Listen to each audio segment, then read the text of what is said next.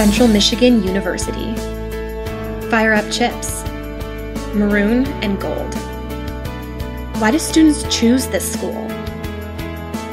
Why would you get your degree from CMU? Why study business at CMU? But what really sets Central apart from other schools is difficult to describe. We call it the CMU experience.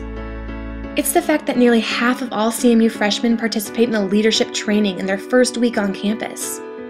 Or that CMU recently won a national award for assisting victims of Hurricane Katrina. Or it's that special professor who still remembers your name after 20 years.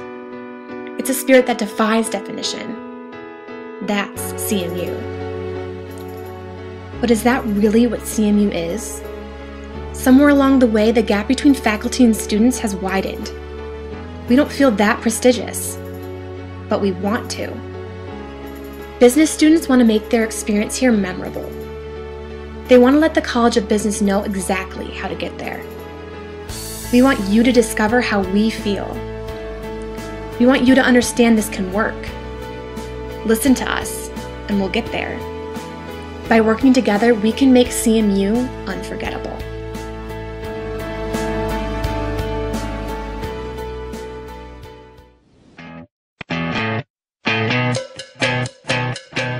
There are two students at CMU, Christopher and Megan.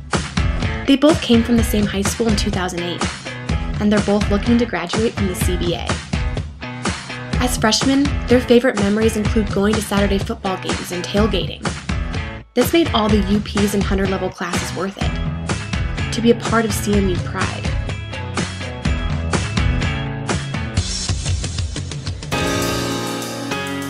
Spring 2009, Megan decides she wants to get involved.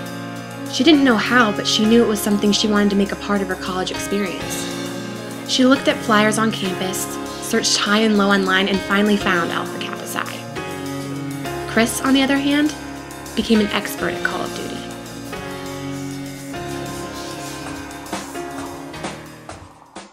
Come fall 2009, their sophomore year rolls around. Chris, like every other CMU student, is irate. Central Michigan University just enforced the new tailgate rules.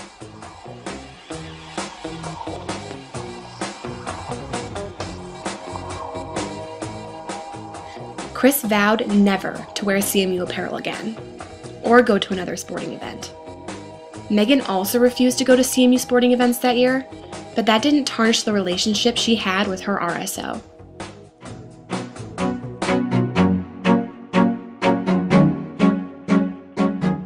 Before you know it, a year has passed with nothing to remember from their classes.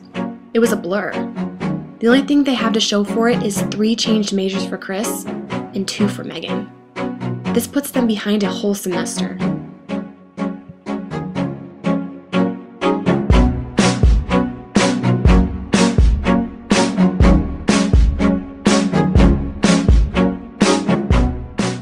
Also, they came back to the surprise of a new and extravagant education building.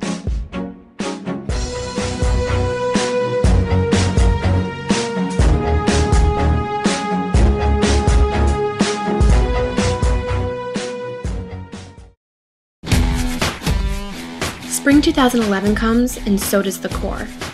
The semester that they've been dreading.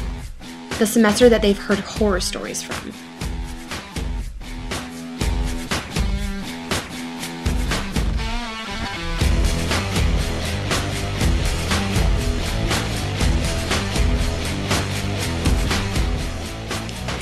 There were no blood and guts from the horror story, but they did find that this was the worst semester for them thus far.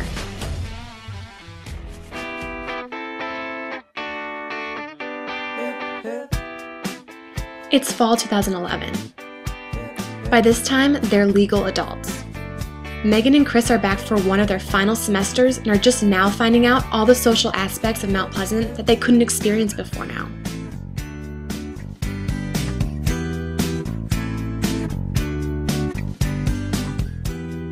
Academics-wise, Megan is finding it difficult to meet for her group projects. Part of ground has been closed off and she doesn't know why.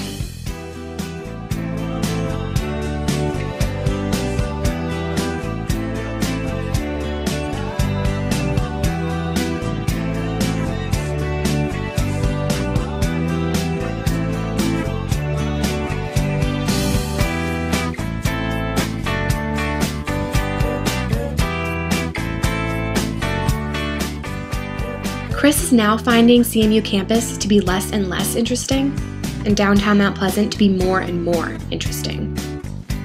He was so discouraged from the professors that he had from the Corps, he decided to spend all his time skipping class and enjoying the college experience.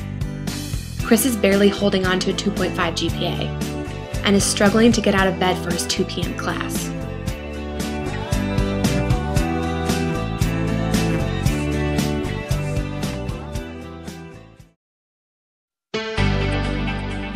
By spring 2012, it was almost too late for Chris.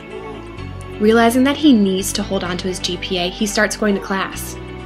He realizes the professors for his major classes are much better than the ones prior.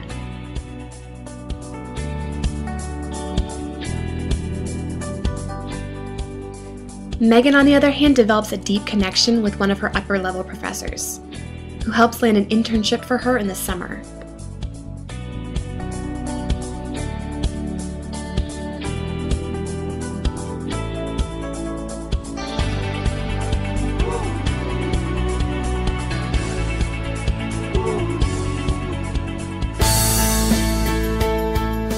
It's fall 2012, their final semester at college.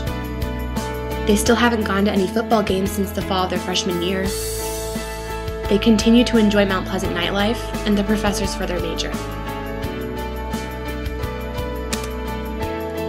On their graduation day, Megan said, "I wish people understood that CMU is not just a place for those students who didn't get into U of M or MSU.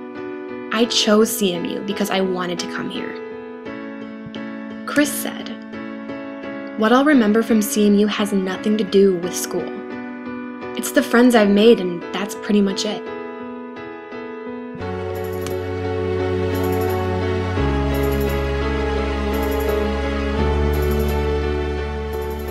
Years later, Chris never returns to Mount Pleasant because he has no connection. He never donates, and he never thinks about CMU.